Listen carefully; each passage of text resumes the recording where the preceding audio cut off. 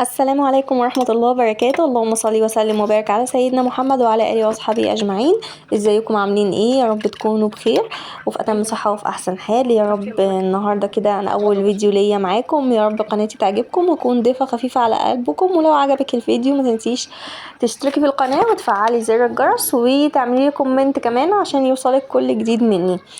النهارده كده انا هعمل معاكم روتين في غرفة الاطفال، لان هي كانت اكتر حاجة عندي متدمرة كده زي ما انتوا شايفين، كلها بقى غسيل والعاب وحاجات من دي. فدخلت كده بدأت ان انا الم الغسيل والكراسات والحاجات بتاعت البنات والكلام ده كله، وهبدأ ان انا المه عشان خاطر اغسل يعني والم الملايات. كان بقالها كام يوم برضو مفروشة فكنت عايزة اغيرها. كانت الشمس النهاردة حلوة جدا، فعايزة احط كده فرصة ان انا احط المخدات كده في الشمس والمراتب كده كمان تطولها الشمس. فبفتح كده الأوضة وبلم كده معايا الغسيل. وهنا كان الدرج ده كان البنات كانوا مبهدلينه شوية، بدأت ان انا برضو ارتبه. والالعاب بقى في الاوضه يعني بدات برضو ان انا المها كده زي ما انتم شايفين. وكنست طبعا الاوضه، السجاده كنستها وبعدين مسحت الارض وظبطتها. انا بمسح الارض عشان دي اوضه اطفال، لازم ان احنا نمسحوا الارض بكلور. انا زي ما انتم شايفين كده طلعت معاكم الملايات عندي. انا طبعا بعد ما بغسلها وبنشرها وبلمها لازم ان انا اكويها، لازم الملاية تتكوى عشان خاطر طبعا التعقيم بتاعها. مش بكويها ان انا بكوي الملاية كاملة، لا، على تطبيقتها كده بمشي عليها المكوى، طبعا بتعقمها من اي فيروس او اي حاجة. وفي نفس الوقت الملاية بتبقى مشدودة بقى معايا لما باجي افرشها. طبعا انتوا هتشوفوا ده في الفيديو يعني، عشان كده الملاية عندي بتبقى مشدودة. بس فبرضو زي ما قلتلكم انا اللي لما تعرفوني هتعرفوا ان انا بكره حاجه اسمها التراب. بكره التراب، بكرهه كل يوم. لازم ان انا امسح الاوضه كويس عشان خاطر التراب، لان طبعا التراب ده بيجيب فيروس للاطفال. انا بناتي طبعا صغننين، فدايما بحب ان انا اعقم الاوضه كده بكلور او كلوريكس او ايا يكن اللي هعقم بيه. وبمسح الارض دايما بكلور وعليه شويه فريده اللي هو ريحه النظافه، ده بيبقى ريحه حلوه قوي وبتثبت في الارض وبيبقى ريحه الاوضه نظيفه. زي ما انتم شايفين كده مسحت الاوضه وظبطتها معاكم وفرشتها، وده كده كان الشكل النهائي. طبعا لازم اشغل كده بخور كده عشان اشم الشقه كلها كده ريحتها حلوه. طبعا طلعت بقى كده قلت احط الغسيل كده يخلص عما بقى الف لفه تانية في الشقه، يعني اخلص بقى بقيه الحاجات اللي ورايا.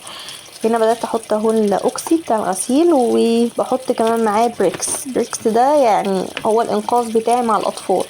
يعني طبعا انا بناتي لسه صغننين، فزي ما قلت لكم بتبقى البقع في هدومهم صعبه جدا بقى، الوان، شوكليت، عصاير، يعني بتبقى بقع صعبه.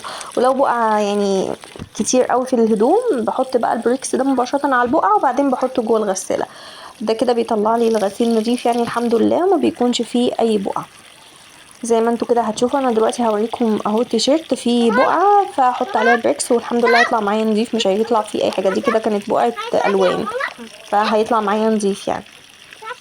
بس وبعدين بقى هطلع ما تنسوش اول ما الغساله تخلص لازم نطلع الغسيل عشان خاطر لما بتسيبوه شويه بيطلع ريحه مش كويسه وبتبقى ريحته مكمكمه كده ومش حلوه يعني. فطلعت اهو اول ما الغساله خلصت طلعت الغسيل ودخلت اهو نشرته. وطبعا لو انتوا عندكم غساله زي بتاعتي كده اللي هي اللي بتتفتح من فوق دي، فلازم لما نيجي نحط اللي هو المعطر او الدوني او ايا يكن، انا بستخدم فريده اللي هو لونه اخضر ده فبيكون ريحته حلوه قوي. فبحطه كده في اخر شطفه وبعدين بشغل العصر بتطلع بقى ريحه حلوه قوي، وبتكون كده بتثبت في الهدوم يعني وكويسه.